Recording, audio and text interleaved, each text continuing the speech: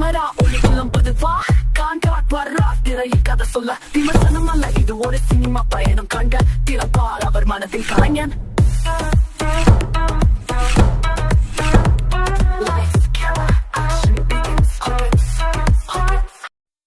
ஹேமகாஸ் இந்த எபிசோடில் ஆனந்த் எல்ராய் டைரக்ஷனில் தனுஷ், கீர்த்தி சனோன், பிரகாஷ் ராஜ் நடிப்பில் தமிழ் டப்பிங்கில் ரிலீஸ் ஆன தேரே இஸ்குமே ஹிந்தி படம் எப்படி இருக்குன்னு பார்க்க போகிறோம். இந்த வீடியோ பிடிச்சிருந்துச்சுன்னா லைக் பண்ணுங்கள், ஷேர் பண்ணுங்கள், மறக்காமல் இந்த சேனலை சப்ஸ்கிரைப் பண்ணுங்கள். வாங்க படம் எப்படி இருக்குன்னு பார்க்கலாம்.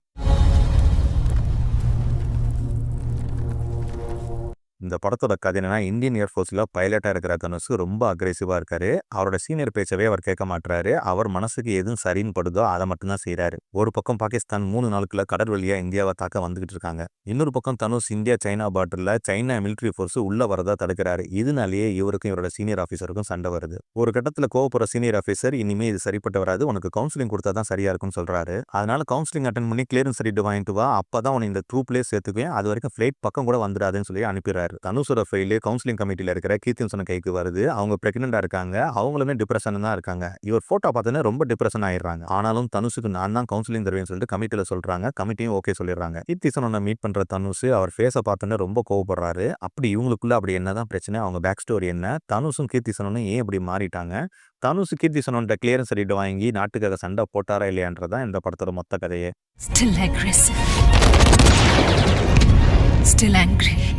இந்த படம் எப்படி இருந்துச்சுன்னா, ஆனந்த் எல்ராய் தனுஷ் காம்பினேஷனில் ரிலீஸ் ஆன ராஞ்சனா படத்தை நீங்கள் பார்த்துருந்தீங்கன்னா இந்த படம் உங்களுக்கு ஈஸியாக கனெக்ட் ஆகும். ஏன்னா ராஞ்சனா படம் நடக்கிற கதை காலத்தில் தான் இந்த படத்தோட கதையும் நடக்குது. ஐயோ அப்போ அந்த படம் பார்த்தா தான் இந்த படம் புரியுமான்னு கேட்டிங்கன்னா அப்படிலாம் இல்லை. இந்த படத்தை நீங்கள் ஸ்டாண்டர்டானாவே பார்க்கலாம். ராஞ்சனா கதைக்களத்தில் இந்த படத்தோட கதையும் நடக்குது, அவ்வளோதான். இமான்சு சர்மா, நீரஜ் யாதவ் ஸ்க்ரீன் பிளே எழுத ஆனந்த் எல்ராய் டைரக்ட் பண்ணியிருக்காரு. ஒரு லவ் ஸ்டோரிக்கு என்ன தேவையோ அதை அழகாக ப்ரெசென்ட் பண்ணியிருக்காரு. இந்த படம் நான் லீனியராக தான் எடுத்திருக்காங்க. ஆனாலும் எல்லா சீனும் ஈஸியாக கனெக்ட் ஆகுது. ஃபர்ஸ்ட் ஆஃப் கொஞ்சம் கலகலப்பாக தான் போகுது. இன்ட்ரோல் பிளாக்ல தனுஷ் ஹல்தி செரிமனிக்கு போவார். அங்கே கீர்த்தி சனோனை பார்த்து வாழ்த்திட்டு போவார். அந்த சீன் ரொம்ப சீரியஸான சீன் தான். ஆனால் அந்த சீன் பார்க்கும்போது பம்மல்கே சம்பந்தம் படத்தில் லாக்அப்ல இருந்து கமல் சார் சிம்ரனுக்கு ஒரு சாபம் விடுவார். கிட்டத்தட்ட அந்த சீன் மாதிரி தான் இந்த சீன் இருந்துச்சு. செகண்ட் ஹாஃப் ஃபுல்லாகவே ஃபுல் அண்ட் ஃபுல் எமோஷன் தான். ஃபர்ஸ்ட் ஹாஃப் விட செகண்ட் ஹாஃப் நல்லாவே இருந்துச்சு. இப்போ வர கிரிஞ்ச் லவ் ஸ்டோரி இடையில ஒரு லவ் ஸ்டோரினா எப்படி எடுக்கணும்னு சொல்லிட்டு இந்த படத்தை எடுத்திருக்காரு ஆனந்த் எல்ராய். படத்தில் ஏகப்பட்ட டைலாக்ஸ் நல்லா தான் இருந்துச்சு. ஆனால் தமிழ் டப்பிங்கில் சொதப்பி வச்சிருக்காங்க. இவ்வளோ அழகான கையை அடிக்கணும்னு ஓங்கிட்டா ஏதாவது ஒரு கன்னத்தில் பட்டு தானே ஆகணும். பொதுவாக லவ் ஸ்டோரிக்கு மியூசிக் ரொம்ப ரொம்ப இம்பார்ட்டன்ட். அது இந்த படத்தில் அழகாக அமைஞ்சிருக்கு. ஏன்னா ஏஆர் ரஹ்மான் இந்த படத்துக்கு மியூசிக் பண்ணியிருக்காரு. இந்த படம் தமிழ் ஹிந்தி ரெண்டுலையுமே பார்த்துட்டேன். எனக்கு என்னமோ தமிழ் சாங்ஸை விட ஹிந்தி சாங்ஸ் தான் சூப்பராக இருந்துச்சு. என்னோட பிக்குன்னு பார்த்தீங்கன்னா ஆவாரா அங்காரா, தீவானா தீவானா, உசே கேகனா, தேரே இஸ்குமே, இந்த 4 சாங்ஸுமே சூப்பராக இருந்துச்சு. தமிழில் சொல்லணும்னா அவளிடம் சொல் சாங் பிளேஸ்மெண்ட் செமையாக ஒர்க் அவுட் ஆச்சு. ஏஆர் ரஹ்மான் சம்பவம் பண்ணி வச்சிருக்காரு. பிஜிஎம்லாம் சொல்ல தேவையே இல்லை. இன்னைக்கு இருக்கிற மியூசிக் டைரக்டர்ஸ்க்கு டஃப் கொடுத்துட்டு இருக்காரு மனுஷன். அட்டகாசம். எப்பவுமே ராஜகுமாரனை பத்தி தான் கனவு காணுவாங்க. அவங்க புத்திசாலித்தனத்தை காதல்ல காட்டுவாங்க. துஷார் காந்தி ராயோட சினிமாட்டோகிராஃபி படத்துக்கு பெரிய பிளஸ்னே சொல்லலாம். நிறைய கிரீன் மேட் ஷாட்ஸ் சினிமேட்டிக்காக இருந்தாலும் இந்த படத்துக்கு சூட் ஆச்சு. ஹேமல் கௌதர் எடிட்டிங்கில் படம் 2.5 மணி நேரம் போது ரொம்ப லென்த்தியாக கட் பண்ணி வச்சிருக்காரு. அதை கொஞ்சம் கிறிஸ்பாக கட் பண்ணியிருக்கலாம். நீ செத்து போயிடு சாமி, காதல்ல சாவதான் இருக்கு, முக்தி இல்லை. பெர்ஃபார்மன்ஸை பொறுத்த வரைக்கும் தனுஷ், கீர்த்தி சனோன், பிரகாஷ் ராஜ் இவங்க 3 பேருக்கு இடையில தான் போட்டியே. தனுஷ் ஃபர்ஸ்ட் ஹாஃப்ல நார்த் இந்தியன் பாடி லாங்குவேஜில் துருன்னு நடிச்சிருக்காரு. இன்ட்ரோல் பிளாக்ல அடிப்பட்ட ஒத்த கண்ணோட நடிச்சிருப்பாரு. சும்மா வேற லெவல் ஆக்டிங். பர்டிகுலரா பைரட் லுக் அவருக்கு நல்லாவே சூட் ஆச்சு. அவர் கேரக்டர் ஸ்கெட்ச் பார்க்கும்போது அர்ஜுன் ரெட்டி படத்தை அப்பப்போ ஞாபகப்படுத்துது. என்ன செய்ய, ஆல்ஃபா மேன் இம்பாக்ட் தான். கீர்த்தி சனோன் ஆக்டிங்ல இன்ட்ரோல இருந்து பட்டையை கிளப்பிட்டாங்க.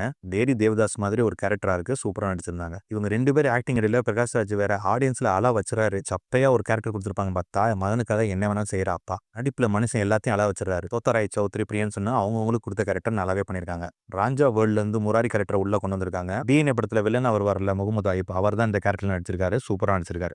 மைனஸ்ன்னு பார்த்தோம்னா கேஸ்ட் ரிலிஜன் டிஸ்கிரிமினேஷன் கதைகளை கொண்டு வந்திருக்காங்க. அது தேவையில்லைன்னு தான் தோணுச்சு. அங்கங்கே எல்லா கிடைக்குது, கொஞ்சம் கிறிஸ்பா கட் பண்ணிருக்கலாம். உன்னோட காதல்ல உன்னையே எரிச்சுக்க. ஓவராலாக அந்த படம் எப்படி இருந்துச்சுன்னா, இந்த படத்தோட கிளைமேக்ஸில் ஒரு டைலாக் ஒன்று வரும். காதல்னா என்னன்னு தெரிஞ்சு காதலிச்ச கடைசி ஜென்ரேஷன் நம்மளா தான் இருக்கும்னு. அப்படி லவ் பண்ணுறவங்களுக்கு இந்த படம் ஒரு காவியமாக இருக்கும். இந்த படத்தை தாராளமாக ஃபேமிலியோட தேட்டரில் போய் பார்க்கலாம். இந்த படத்துக்கு நான் தர ரேட்டிங் 3.5 அவுட் ஆஃப் 5. இந்த வீடியோ பிடிச்சிருந்துச்சுன்னா லைக் பண்ணுங்கள், ஷேர் பண்ணுங்கள், மறக்காமல் இந்த சேனலை சப்ஸ்கிரைப் பண்ணுங்கள். மீண்டும் அடுத்த வீடியோவில் சந்திப்போம். This is Kangat and you are வாட்சிங் சினிமா வித் கான்காட். உலகம் கலர் உலகம், ஒவ்வொரு சீனுக்கும் நேர்மையான விமர்சனம். ஸ்பாய்லர் இல்ல, டென்ஷன் இல்ல, கான்காட் ரிவ்யூ ஸ்பாய்லர் இல்ல. புதிய ஹீரோ, பழைய லெஜெண்டர், எல்லாரும் கான்காட் ரேட்டிங் பாருங்க. போங்க மக்காஸ் ட்ரெண்ட் பண்ணுங்க. Cinema with Kangat. Channel subscribe பண்ணுங்க